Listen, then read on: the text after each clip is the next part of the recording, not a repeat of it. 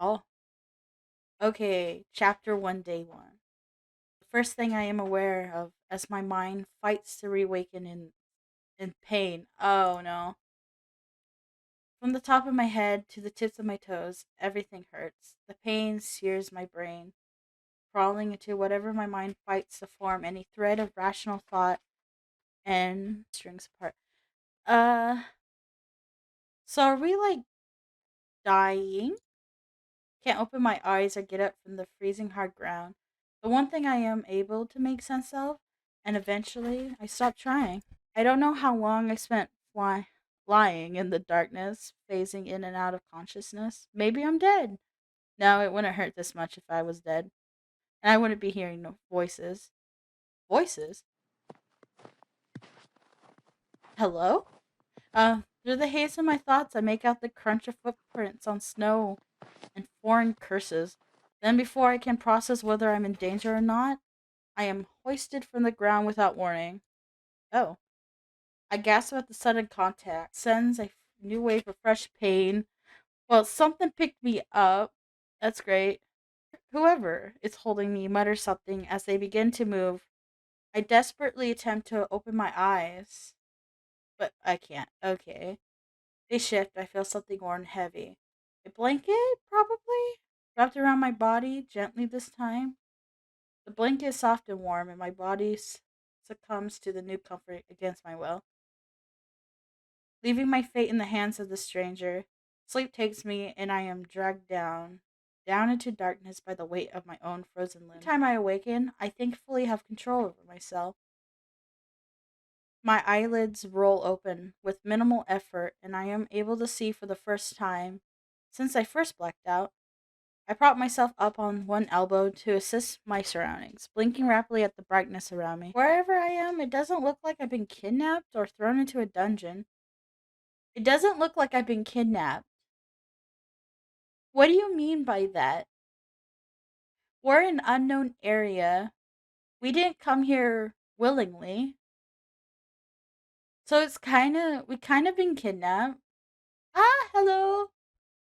My eyes come to rest on a blonde figure standing by the door. He approaches as he notices me staring, but stops when I shrink back. I want to ask where I am, who he is, but evidently having. He beats me to it. Okay. It's good to see you are awake. Don't worry, you're safe here. The stranger smiles at me.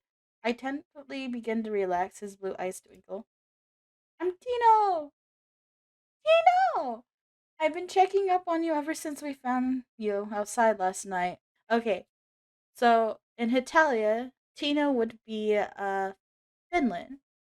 For a moment, an undefinable emotion passes over his face, but it's gone as soon as it disappeared. You were in the beginning stages of hypothermia. If you had been out there much longer, you might have died. That's great. Uh, it's not great, but why were we outside? With the thought looming over our heads, Tino quietly seats himself in the armchair by the bedside and folds his hands in his lap. But I'm sure you have questions. I'll be happy to answer any you might have. Okay, okay. Where am I? Any questions you might have? Why was I freezing? But I don't know if Tino would know. Uh, yeah. Do you know what happened to me? Let's cut to the chase. Do you know maybe anything? I was not supposed to be outside last night. Do you know how I got there? What happened to me? Tino looked rather. Someone knocking on the door? Tino? Looking rather pleased that I'm able and willing to speak, opens his mouth to respond and is abruptly cut off by the sound of heavy footsteps. Oh, it's footsteps. Head swivels to the doorway as they barrel in the direction of the room we are in. And I can make out two voices. Alright. Flinch as the door bursts open and slams into the wall. Oh. Two figures storm into the room, their voices clashing. Who's in here? Dude, what the hell's your problem? Oh. Hey. Oh, you don't look you all don't look too happy. Uh yeah, I did a no and but they all look so mad at me. I feel so bad. In the doorway, a man with wild golden hair tries to pull another man out of the room, and my heart stops as I realize I recognize his face. He's the man from the bookstore. He locks eyes with me as he struggles to throw off the grip of wild hair. His expression falls into a dangerous. Oh yeah, yeah, he's mad, man. He's the only friendly, smiley face I see in the room right now. What have you done? I don't know, to be honest. My stomach drops and I feel almost paralyzed again as he attempts to take a step forward. Wild hair holds him back. I love how we're calling him wild hair. My throat dries up completely while I search wildly for an explanation. Stuttering nonsensical sounds, panic has stolen my words, ride my ability to form coherent sentences as I gape silently. I see the man's fingers twitch, his muscles wound, and fear crawls up my body to wrap its tiny, icy fingers around my neck. Oh, okay. Out of the corner of my eye, I notice Tina's lips snap into a rigid, joyless smile. She shifts almost closer to my bedside. Hey, now, Lucas, you need to stop. You're scaring them. Tina's eyes flit to me nervously, mine returning the favor, and I can practically see the confusion bubbling beneath them. Yes, Tino! Tino's help me, save me, please. It draws on me that this couldn't possibly be anything he'd known about, that this Lucas had told him nothing. A bead of sweat drips down my neck as the mystery man, as Lucas, burns a hole through my skull with his gaze, and I try not to focus on it as it slides uncomfortably down. Okay. Don't be too mad at me, please. You wouldn't be saying that if you knew what she did. Matthias let go of me. Lucas' voice is now as dangerous, deadly calm, and the nervous butterflies in my stomach freeze in the bitter chill of his tone. The plant hanging above the man named Matthias. Yeah, that's a good question. Just how much freaking trouble am I in? Like, I think a lot. I summoned a thingy into the world. The atmosphere shifts and hesitantly releasing the grip on Lucas' wrist. Matthias attempts to cut through the ice. He nudges Lucas with his elbow, glancing at me sympathetically. Dude, calm down. Just look at them. He vaguely gestures over to me with a nod of his head, likely trying to remind him that I'm pretty much incapable of doing anything in my current state, which, although appreciated, splendidly backfires. Lucas' cold Demeter shatters and twists into a raging hellfire in an instant, leaping from ice to flame effortlessly. He rolls on his heels to snarl back at Matthias' face, and he reels back, eyes blown wide. You don't know what they did. Okay. Can I say I'm sorry? The words bounce loud and strong off the wall. Something in the room snaps. Okay. Tino shoots up so quickly and his armchair flies backwards, expression darkening into something wholly opposite to the soft smile he gave when we first met. The change is so rapid that I barely notice it. Get out. Apparently, nobody moves fast enough for him in the seconds that follow, because he repeats himself more forcibly this time, somehow managing to lock down his nose at the two men by the door despite his shorter stature. Get out. She obviously doesn't know what's going on. I don't know what happened, and I don't need to. What I do know is the two of you need to leave. For a moment, Matthias seems about ready to object and opens his mouth to do so, but after another glance at Tino, he looks away and decides against it. Whoever Tino is to these people, it seems as though both of them knew better than to go against him. With a huff, Lucas straightens himself, and the silence left in their wake feels almost unbearable, but I suppose it's better than the danger of being throttled. He looked at me like I was some sort of roach. Tito's expression is warm and comfort again. The rage from earlier completely dissipated.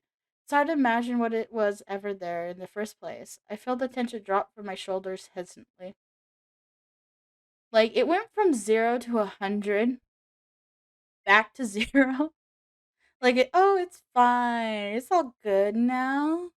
It's fine. In his eagerness to defend me, Tino claimed I don't know what was going on, but the longer I think about it, I can only find one logical conclusion.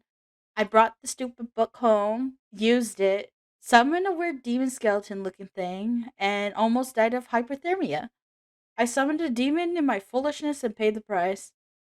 I take note of the exhaustion sleeping through my bones. Tina was right when he said I needed to rest. And though it is the last thing I want to do right now, I painstakingly lower myself onto the side and draw the covers over my stiff form. A few hours later, I am stirred awake by nothing and queerly surveying my surroundings. Something isn't right.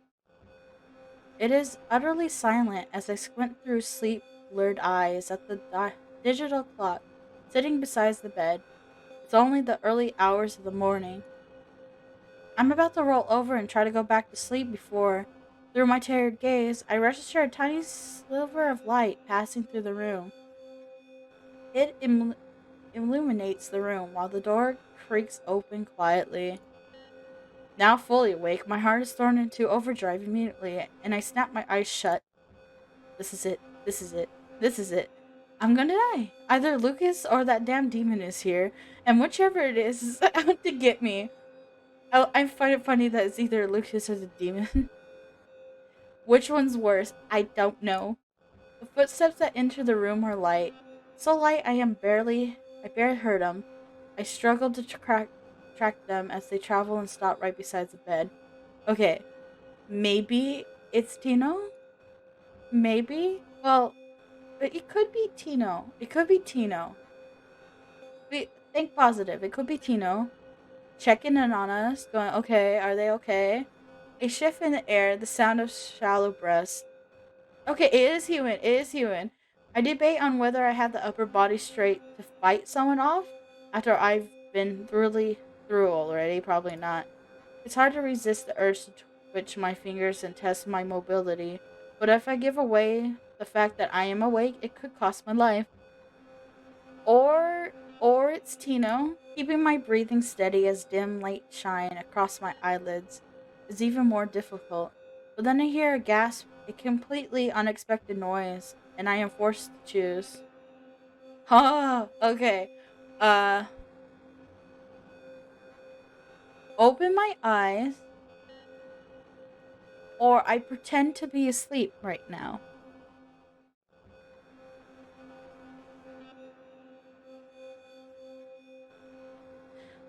Uh I don't know.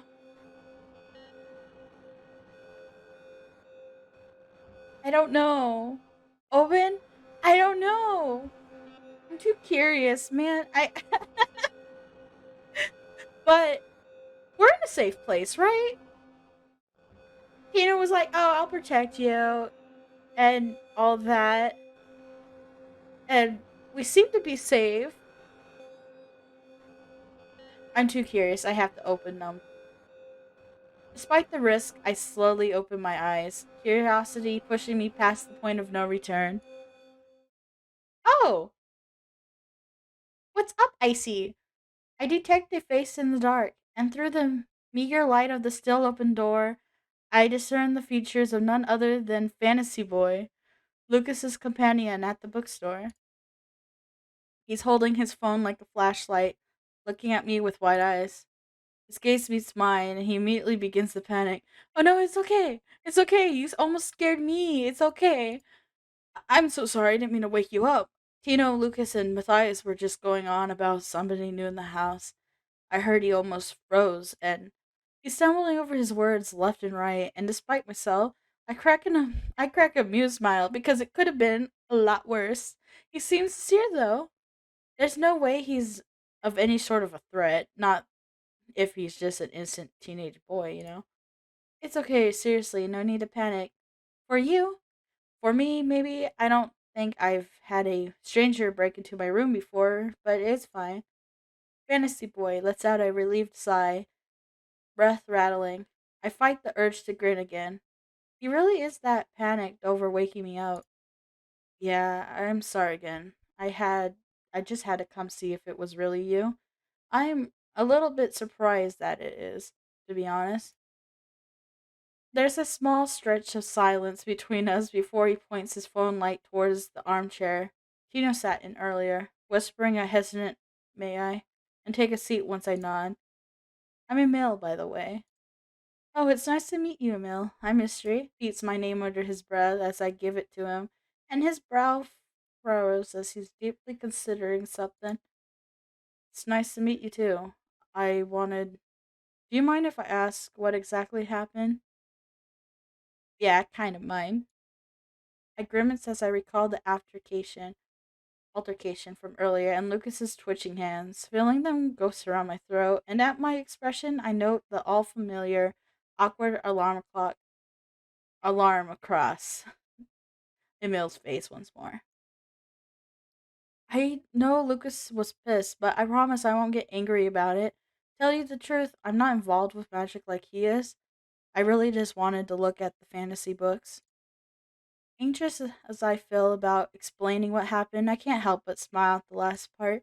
He seems very fond of the books he saw, and anyone who likes my bookstore is someone I have to get along with.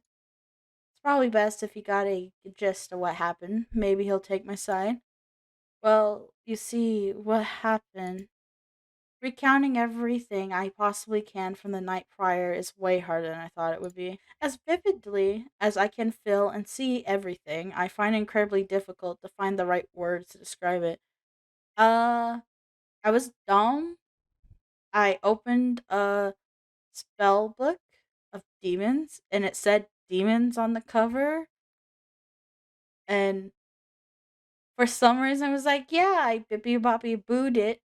And a demon came out. And I don't know how I got outside to freeze. That could explain everything, right? Uh, Emil, however, remains very patient through my little explanation, never interrupting once. He's nodding when I finally finished, brows furrowed. I see. That had to been very scary, but it still doesn't make sense how you got here, anyhow. Yeah, I don't know, bro. I have no idea. I make a noise of agreement. The two of us just sit in the dark for a while, neither really feeling like ending the conversation or lack of one thereof. I don't know how much time has passed before Mill finally shakes his head and slowly gets up, and I tilt my head to look him in the eyes. Thank you for telling me. I'll keep it between us, promise? And I'm really sorry I woke you up. You should go back to sleep. It's too early to be awake right now. Satisfied with the promise that I would, Emil leaves just as quietly as he came in. I lay back, feeling notably better than I did before. Thank you, Emil. Perhaps I wasn't the best at explaining, but just getting out what I could helped me. He's a friend. He's a buddy. He's a pal. I like him. We good. Day two. No! No, it's not done yet. No! I wanted more. I was hoping maybe one more day. Maybe one more day. I do know it's a demo, but maybe one more day. Alright, pups. Make sure to follow them on Instagram. Tashi Mion. I don't know if I'm pronouncing that right.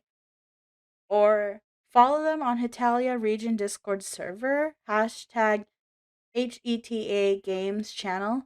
HetaGames. I want more. And I wanted more. I want more. It's too good. Did I cause the world to have a demon on loose? Am I putting the world in chaos is why Lucas is so mad at me. Because as a newbie, I messed with stuff I wasn't supposed to. I need more. How are we gonna fix the issue? Can I get on his good side? Again, I'm looking forward to seeing it all in the future. Yes, I'll be back. I will come back. I need more of this. I was hoping to push one more day. Like, don't end yet. Just don't end yet. But I am intrigued.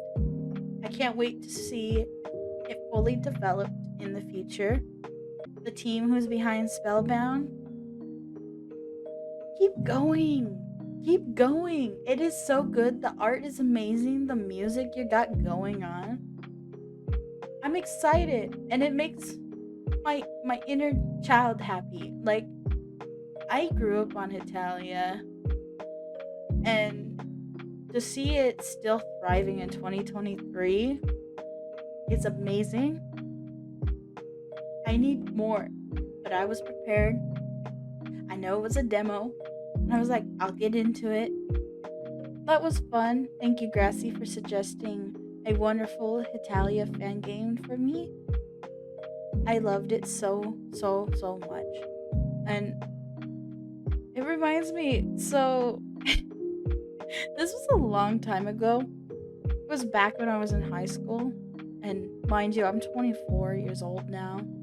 But back somewhere, I think freshman years, I was trying to make my own Hetalia fan game. When I say I was deep into Hetalia, I very much was. That I was on RPG Maker and I was obsessed with like Corpse Party, Mad Father stuff. So I was like, oh yeah, I could totally get on RPG Maker and make my own thing. And it was also about the Nordics. And it was specifically more about Sweden and Finland. Yeah, you remember that? If you pups didn't know, me and Grassi go really way back. Way, way back. And yeah, I had like the very beginning intro part pretty much done. And RPG Maker had a trial period, so I was only able to like try to make a game as much as I can before I had to pay for it. And it was about Sweden and Finland, and it was more like a wholesome game mixed with like, I don't know to compare it with like Harvest Moon, because it's not a farming game. It was its own slice of life. There we go. It was like a slice of life with some challenges and some stuff to experience. And it was way too much for someone who I wasn't used to making games and I was new to RPG Maker. I was trying to figure out how to put in a day and night cycle and stuff, and it was a lot. I don't know if I still have that file somewhere. I might on my old PC. I still have it. It's a really old PC though. It's really, really slow. I might be able to find it somewhere. yeah. Moral of the story, stay away from cursed books and don't take them home. That's probably the best advice I can give you. Just don't do it. It's like, how do you survive a horror movie? Don't do it. Stay out of stuff that is scary. Don't do it. Thank you so much for watching and being here, seeing this amazing fan game. Thank you so much for watching. This is MysteryPup. I'll see you later, pups. Bye.